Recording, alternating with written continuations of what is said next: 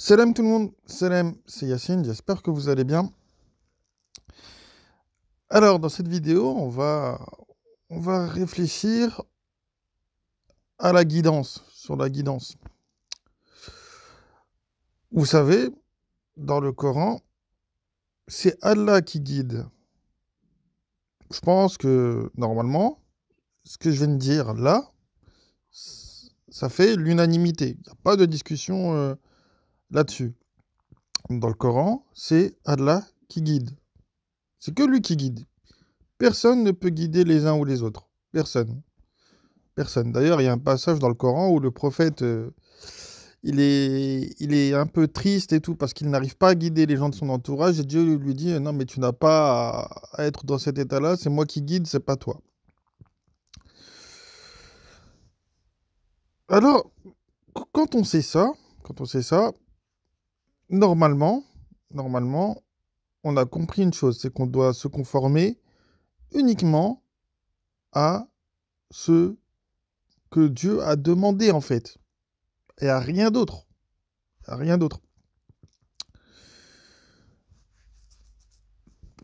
Du coup, c'est facile de se protéger du shirk. C'est facile. Quand tu sais que ta ibada, elle ne va qu'à Dieu, hein, et à personne d'autre, qu'à Dieu, tu erbed Allah. D'accord?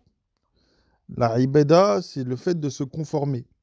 C'est pas de l'adoration comme on nous l'a dit, parce que le fait qu'ils aient traduit la ibada par l'adoration, ben, ça a donné naissance à un tas de rites justement que Dieu n'a jamais ordonné. Donc quand tu sais que ton obéissance, ta ibada, ne va qu'à Dieu, tu es sûr d'être protégé du shirk. Pourquoi? Parce que vous savez, il y a le fameux passage avec Iblis, où Iblis dit qu'il va tous nous détourner, sauf une minorité qui sera exclusivement obéissante envers Dieu. Voilà. Donc, le fait de Abed Allah te protège du shirk. Voilà. C'est simple. C'est simple. Donc, normalement, si tu Abed Allah et que Allah,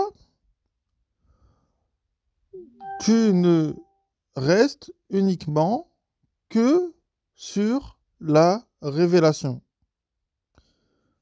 Tu restes que sur ça. Parce que c'est là-dedans que tu vas trouver ce que Allah demande. Moi, tu restes que sur la révélation. Pour rappel, il y a un verset où les gens ils viennent interroger le prophète. Ils lui disent dis-nous quels sont les interdits et qu'est-ce qu'on ne doit pas consommer, en gros, de mémoire. Et le verset commence par je ne trouve uniquement dans la révélation d'interdit à tout mangeur. Donc le prophète, il prend la révélation, il regarde dedans et il dit aux gens. Voilà. Il va pas prendre le Bukhari ou le Muslim ou je sais pas quoi. De toute façon, ça n'existait pas à son époque. Ça n'existait pas à son époque. Voilà, qu'on soit clair. Bien. Deuxième élément pour se protéger du shirk, Allah nous dit dans le Coran que nous devons croire en tous les nabis ou tous les rasouls, je ne sais plus exactement comment c'est écrit, sans faire de distinction. Sans faire de distinction. Pourquoi? Comme ça, on ne les idolâtre pas, entre guillemets. Ils sont tous au même étage. Voilà. D'ailleurs, regardez un peu les imams, ce qu'ils ont fait. Ils nous ont dit, eux, c'est ce qu'ils vous disent, hein. Regardez, hein. C'est parce que ces gens-là, ils sont tout le temps en train de contredire Allah. Tout le temps, tout le temps, tout le temps, tout le temps, tout le temps. Il n'y a pas une fois où ils ne contredisent pas Allah. Il n'y a pas une fois. Allah, dans le Coran, nous dit de suivre le millet d'Ibrahim. Ce que Allah dit dans le Coran. Allah nous dit, voilà, de suivre le Millet d'Ibrahim. Les imams vous disent de suivre la sunna de Mohammed. Non mais vous voyez, Allah, Milad d'Ibrahim, Shirk, imam, sunna de Mohammed. En fait, il n'y a pas une fois où ils contredisent pas le Coran. Et donc le problème, c'est que si tu ne suis pas que la révélation, donc que ce que nous a envoyé, bah forcément tu tombes dans le shirk. Forcément. Forcément. Donc, se protéger du shirk, c'est très, très, très, très, très facile. Il suffit juste de suivre uniquement Dieu et de dégager tous les écrits humains. Tous les écrits humains, là, on les dégage. Alors après, on va me dire, ouais, mais toi, Yacine, quand même, je sens arriver le truc, hein, c'est pour ça que je vais en parler. Ouais, mais toi, Yacine, quand même, toi, avec tes trucs d'avocat et tout, code civil, code pénal, code du travail, code de commerce, etc., bah, c'est pareil que Bukhari, Muslim, etc. Non, pas du tout. Pas du tout. Alors, je vais argumenter de deux manières pour vous montrer que c'est pas du shirk. Alors, le premier élément sera le verset suivant que je vais vous réciter. Malheur à ceux qui écrivent de leurs propres mains le kitab, c'est parce que c'est écrit le kitab dans le verset, qui écrivent de leurs propres mains le kitab, puis le présentent comme venant de Dieu pour en tirer un vil prix. Premier élément. Les codes que vous avez, que les avocats utilisent, on ne vous dira jamais que c'est que c'est un écrit divin. Jamais, hein. Personne ne vous dira ça fait partie de la religion de Dieu. Personne ne vous dira ça. Ce qu'on va vous expliquer, c'est que la loi est une convention ou un pacte afin de faire régner la paix civile et pour régler certains problèmes qui sont inhérents à la vie civile. La loi ne se mêle pas de la vie religieuse. Premier élément. Premier élément. Donc vu que ça ne fait pas partie du dîn, tranquille. Deuxième élément, dans la sourate 9, on nous dit bien, on nous fait comprendre que quand on a un pacte avec les associateurs, d'accord, on doit le respecter. Quand tu as un pacte avec quelqu'un, tu le respectes. C'est dans la sourate 9, j'invente rien du tout. Dans la sourate 9, on te dit voilà, tu dois rester en paix avec les associateurs avec qui vous avez conclu un pacte. Bien. Eh bien, la loi, c'est un pacte. C'est un contrat entre l'État et les citoyens. C'est un pacte. C'est un pacte. Et toi, en tant que musulman, normalement, vu que tu vis ici en France, c'est que tu as accepté ce pacte. Tu l'as accepté. Si tu ne l'acceptes pas, tu fais comme ils disent les sunnites, tu fais la hijra. Tu vas dans un pays, un autre pays qui te plaît. Mais à partir du moment où tu restes ici, c'est que tu acceptes de respecter ce qu'ils appellent, eux, le fameux, entre guillemets, pacte républicain. Le Coran te dit, attention, si tu fais un pacte avec les associateurs, tu dois le respecter. Bah, moi, ce que je fais, c'est juste ça, en fait. J'ai juste respecté ce qui est écrit dans la sourate 9. Donc, mon dîn, il est exclusivement dédié à Dieu. En matière de dîn, je n'obéis qu'à Allah. Rien d'autre. Rien d'autre. Bien. Pour la vie civile, eh ben, c'est la vie civile. Tu es obligé, tu es dans l'obligation de t'adapter à l'endroit et à l'époque dans laquelle tu vis. C'est juste de la logique. Voilà.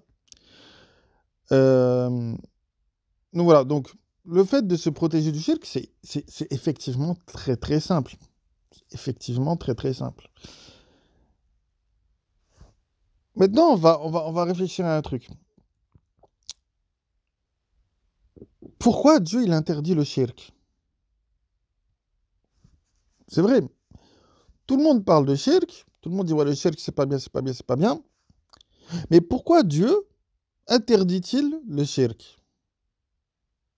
C'est pas une question de jalousie, hein. D'accord, Dieu, il est au-dessus de ça. C'est pas une question de jalousie. Personnellement, j'ai un peu réfléchi à la question, et ça n'est que théorique, hein. D'accord, ça n'est que théorique. Bah, je pense qu'en fait, que quand on regarde dans le Coran, ceux qui commettent le shirk, bah, ils sont souvent injustes. Ils font des choses très graves. Voilà. Le shirk mène à l'injustice. C'est clair. Voilà, le shirk mène au mal. Voilà. C'est pour ça que Allah interdit le shirk. Voilà. C'est pas par jalousie, c'est parce que, voilà, ça a des conséquences tellement graves qu'il l'a interdit. Et ça, il n'y a pas beaucoup de personnes qui vont vous le dire. Regardez, par exemple, le shirk, dans le Coran, on te dit quoi? On te dit, je cite la traduction, que, voilà, t'en as, par exemple, qui ont enterré leur fille vivante. D'ailleurs, c'est ce qui se passe encore aujourd'hui, hein, qu'on soit bien clair. T'as des gens qui profitent des autres, qui s'enrichissent sur le dos des pauvres. Par exemple. T'as des gens qui ont une position de domination telle qui répandent de la corruption. Voilà, t'as des gens qui outrepassent leurs droits, etc. C'est pour ça que Dieu a interdit le shirk. C'est pour ça que Dieu a interdit le shirk. Et d'ailleurs, regardez, il y a un verset dans le Coran qui dit, venons-en à une parole commune, voilà, donc la parole de Dieu, et que nous ne nous prenions pas les uns les autres pour Rab. Donc normalement, il ne devrait pas y avoir d'imam. On devrait suivre que la parole de Dieu. Parce que les imams, si tu te conformes à ce qu'un imam dit, il va te sortir un hadith de Bukhari, là, ou je sais pas d'où, tu vas te conformer à ça, tu vas tomber dans le shirk. Parce que la personne va vouloir te mener au shirk. Voilà. Et je vais conclure la vidéo par le propos suivant. J'étais tombé sur une ancienne vidéo de l'imam Boussena qui disait, ouais, non, mais faites attention, sur Internet, t'as des gens, ils vont venir vous égarer avec le Coran. Ah bon? Égarer des gens avec le Coran. Alors que quand tu vois dès le début de la sourate Al-Baqarah, qu'on te dit que le Coran est le livre sur lequel il n'y a aucun doute, et que le Coran est un guide pour les pieux. Allah, s'il nous envoyait... Vous imaginez, dans la tête du mec, le Coran, que Dieu il a envoyé, il peut servir à égarer les gens. Vous imaginez le truc? Vous imaginez? Donc Dieu, il a envoyé un livre pour l'égarement, dans sa tête. Dans sa tête à lui. Et regardez, hein, les imams, pour égarer les gens, ils n'utilisent pas le Coran. Ils utilisent les hadiths. Ils utilisent ce qui envoie vers le shirk, et non pas ce qui envoie vers Dieu. Eh oui. Eh oui. Bon, sur ce, ben, moi je vous passe le salam et je vous dis à plus tard. Salam.